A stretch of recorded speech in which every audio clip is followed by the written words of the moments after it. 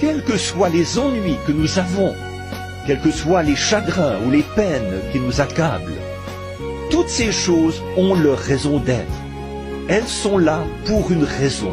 Prenons par exemple le cas de Noé dans la Bible. Un déluge était survenu et toute la terre avait été détruite. La végétation et toutes les autres choses avaient été détruites. Tout sauf Noé et la semence qu'il avait emportée dans l'arche. Le dessein de Dieu ne peut jamais connaître l'échec. Rien ne peut y faire échec. Oh, comme nous devrions être heureux aujourd'hui de nous reposer sur cette glorieuse révélation de la parole du Dieu vivant. Rien de ce qui existe maintenant ou de ce qui pourrait survenir, aucune maladie, aucun chagrin, aucune mort, aucun péril, rien ne peut nous séparer du dessein du Dieu vivant. Ce que Dieu a conçu dans sa pensée, ce que Dieu a résolu dans son cœur d'accomplir.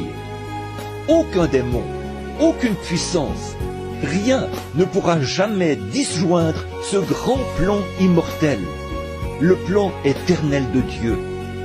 Tout doit s'accomplir comme Dieu l'a dit. Alors, nous voyons que dans les jours où le monde entier allait être détruit par le déluge, Dieu avait fait des préparatifs. Des préparatifs dans quel but? De préserver son dessein. C'est ce qu'il a fait du temps de Noé. Et il le fait encore aujourd'hui. Il a fait des préparatifs afin de préserver son propre dessein. Il préservera une église. Il préservera un groupe de gens. Il préservera des sujets pour son glorieux domaine que la mort ne peut détruire. Et nous savons bien que c'est par la foi que nous croyons ceci. Mais la résurrection produit un solide fondement sur lequel repose notre foi. Rien ne peut détruire cela. Comme l'a écrit une fois le poète, « Oh, quel avant-goût de la gloire divine, héritier du salut, acquis par Dieu, né de son esprit, lavé dans son sang. » Quelle assurance!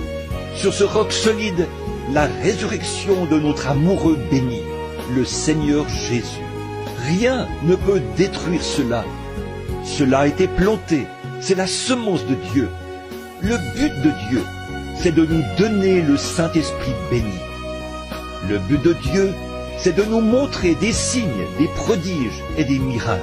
C'est le but de Dieu, et rien